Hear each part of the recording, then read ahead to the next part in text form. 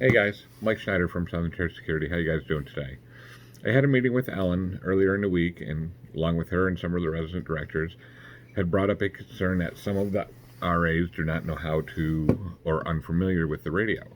So what I wanted to do is talk to you guys about a little bit about the radio, how it works, and how to communicate with the other guards that are on duty.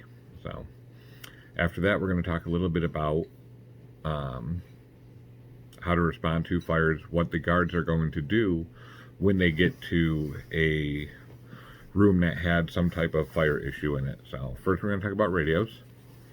These are the radios that we have. All right. If we're looking on the top, Power on. the One. smaller button, power button, and that's also Power on. One. the volume. The middle button or the larger button is the channel. So Power on.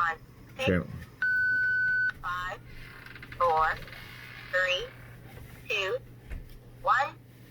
Okay, you guys are always going to be on channel 1 over there in the dorms. On the side of the radio that has the two orange buttons, this is push to talk. It says PTT, push to talk. This middle button is squelch. Doesn't really have too much of an effect on us, okay? This bottom button does. There you see little flashlight comes on it. If you need a flashlight, if you push it and hold it, this starts flashing. That sends an emergency message to all the other radios on the network that you are having some type of problem that you cannot communicate with by calling for help on the radio. So you push and hold that button. That will send an emergency message to all the other radios on the network. Again, we have 5 radios on a network on a normal night. So 3 RAs and the guard. So 4 to 5 radios. So volume button, Power on. channel button, push to talk. Middle one is squelch. This is your flashlight and your emergency beacon. So Power on. when 1, with the radio that's on, you guys are always going to be on channel 1. 3, 1. So the way to talk to somebody is you take this,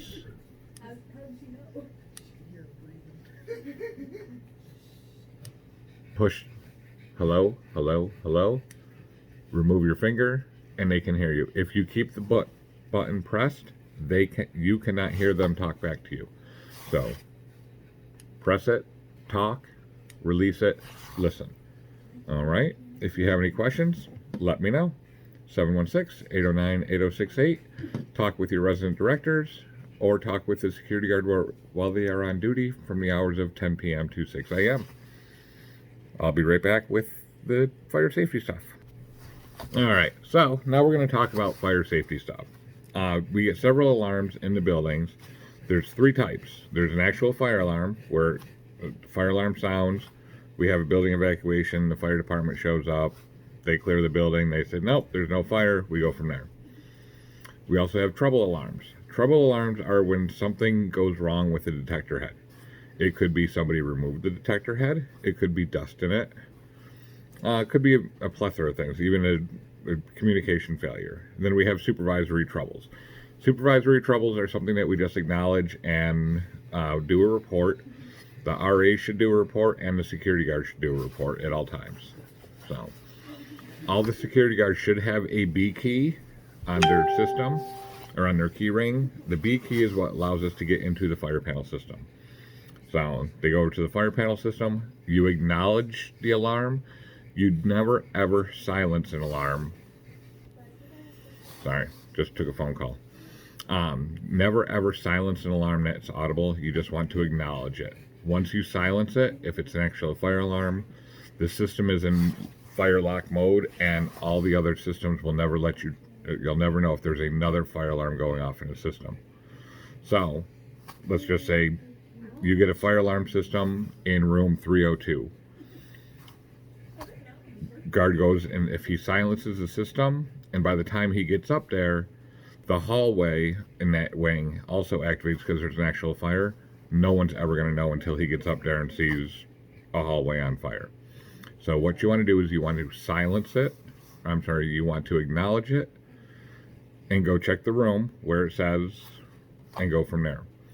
If it's an actual fire, we want to evacuate the building. Guards will get everybody out safely. RAs, you know what your protocol is if there is an actual fire. Have a rally point, take control of the situation, get a head count of how many people that we have, clear the area, and security will also maintain the area also until the fire department arrives to do what they need to do. So, if it's a trouble alarm, the guards are going to go up there to the room. They're going to check to see why. Is it a dirty detector head? Does it need to be blown out with canned air? Was the detector head removed momentarily, or did they take it down so they can smoke in the room? When the guard goes up there, he's also going to be looking for signs of smoking and stuff like that. Ashtrays, the smell of smoke, marijuana, smell of marijuana, lighters that are out on a table, maybe a burning candle. As you guys all know, you guys cannot have live burning candles in the rooms. So if you guys have any questions about how to respond to anything fire, please get a hold of your resident directors. They will tell you the proper procedures. So far, everything's good. We just want to make it better for you guys. Again, if you have any questions, please give us a call. Talk to your resident directors. Talk to the guards that are on duty. Again, we're in the South Building 7 days a week. And then we are in the North and the West Building on Thursday, Friday, Saturday nights also. Again, thank you very much. Stay safe. Drink lots of water. Enjoy your day.